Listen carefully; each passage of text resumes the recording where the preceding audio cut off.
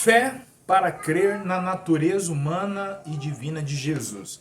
Esse é o tema da próxima lição, a de número 6, que será lecionada no próximo domingo.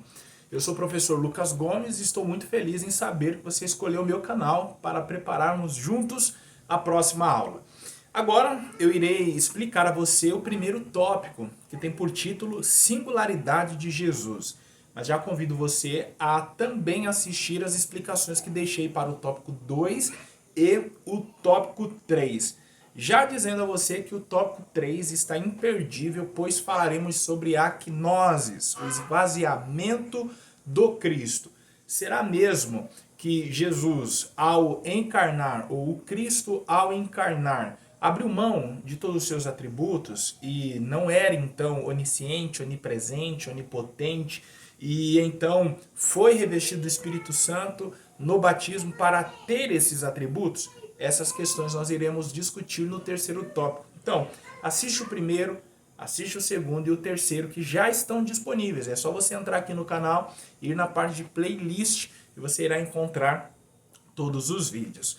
Bom, peço a você que deixe o seu like, se inscreva neste vídeo, compartilhe com outros professores, pois eu tenho certeza que juntos poderemos abençoar mais vidas.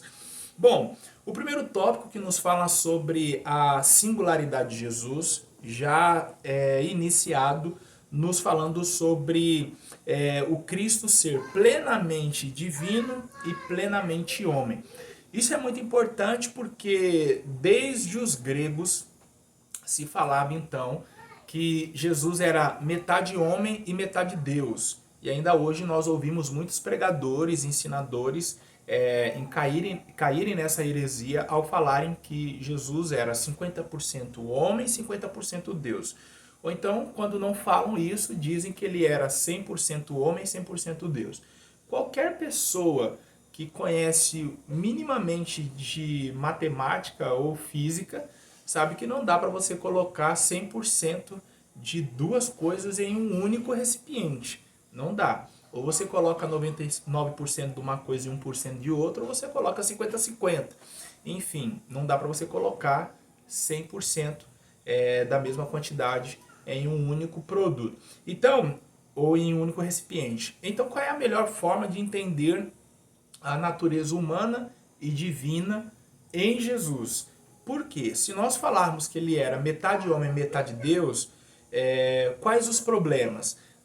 Ele não sofreu totalmente sendo homem e ele também não era totalmente Deus. Então, enfim, nós não temos alguém sendo plenamente Deus vencendo na cruz. E nós não temos alguém sendo totalmente homem passando pelas tentações para nos dar a vitória. Então, a melhor forma de entender a encarnação e o mistério das duas naturezas é como está aqui no primeiro tópico.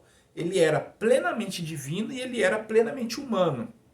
Então não houve momento algum que, sendo Deus, deixou de ser homem, e sendo homem, deixou de ser Deus. Eu gosto de explicar dessa forma porque é muito comum também virmos pregadores dizerem assim: como homem ele chorou, mas como Deus ele enxuga dos olhos toda lágrima. Como homem ele teve sede, mas como Deus ele dá de beber. Como homem ele cansou, mas como Deus ele dá força ao cansado, enfim. Não existe essa separação, não existiu essa separação em Jesus.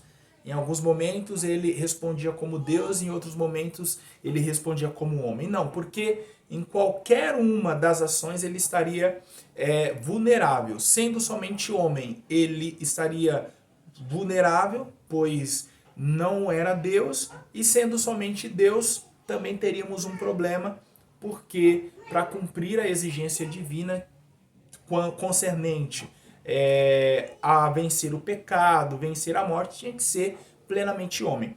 Então nele habitou corporalmente as duas naturezas e de uma forma muito harmônica. Em momento algum houve uma confusão das naturezas, tá? Então, de uma maneira muito harmoniosa, esteve em Jesus as duas naturezas, a divina e a humana. Como entender mais ainda essa questão? Um exemplo nosso cabe nesta hora. Quando nós aceitamos a Cristo, tínhamos somente uma natureza. Qual? A carnal, a pecaminosa. O nosso único desejo era o pecado. A partir do momento em que aceitamos a Cristo, o Espírito Santo nos deu uma natureza agora espiritual. Então nós temos, de uma maneira harmônica, uma natureza espiritual e uma natureza carnal.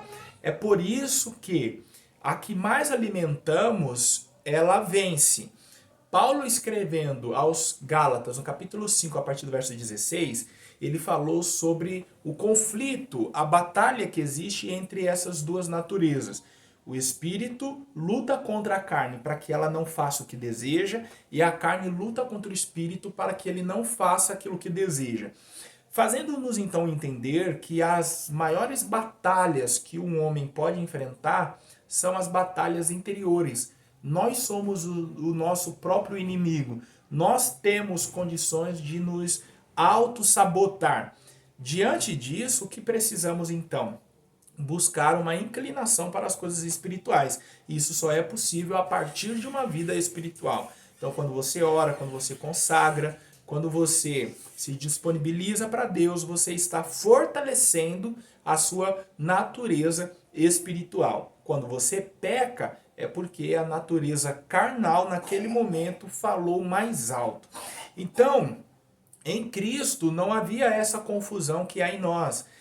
Uma hora a natureza carnal se sobressai, a natureza humana, em outra hora a natureza espiritual. Não, em Cristo havia uma harmonia. Natureza humana e divina plenamente habitando na mesma pessoa de uma maneira harmoniosa, tá? Ao ponto de acontecer o que eu falei. Em momento algum, sendo Deus deixou de ser homem, sendo homem deixou de ser Deus. E as Escrituras, então, por sua vez, nos trazem diversas provas dessa divindade. E aqui eu quero apontar que senti falta do comentarista falar sobre a natureza humana, tá? Então ele trouxe toda uma exposição interessante sobre a natureza divina, mas aqui ele não falou da natureza humana. Então a Bíblia ela nos traz igualmente provas da natureza humana e da natureza divina. Vamos falar da natureza humana. Ele foi gerado no ventre de Maria, ele passou por todas as necessidades de um bebê, passou pela infância, fase da adolescência, fase adulta e morreu. Pronto, aí está as provas da sua humanidade. Ele teve sede, ele chorou, ele cansou, ele dormiu, ele sangrou, ele suou, ele teve sede. Quais provas da sua divindade?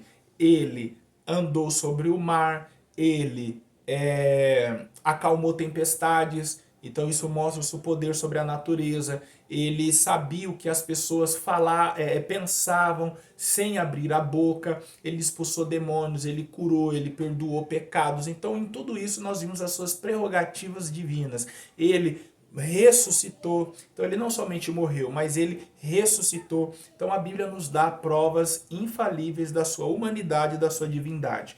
Aqui, o evangelho que deixo indicado a você, professor, é o evangelho segundo Mateus. Por quê?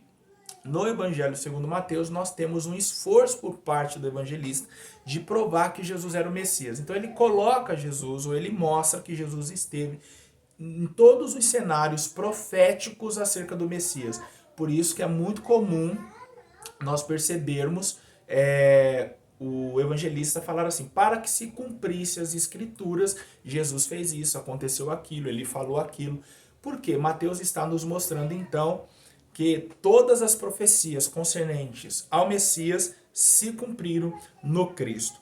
Professor, obrigado por ter acompanhado esta aula. Já deixo a você o convite para assistir o conteúdo que deixei do tópico 2 e do tópico 3. Está imperdível e garanto que o tópico 3 você vai amar. Os outros dois tópicos já estão disponíveis aqui. Entra na playlist e você vai encontrar todas as explicações dessa lição. Deixa o seu like, se inscreve neste canal, compartilhe o vídeo. Eu tenho certeza que juntos poderemos alcançar muito mais vidas. Deus abençoe você!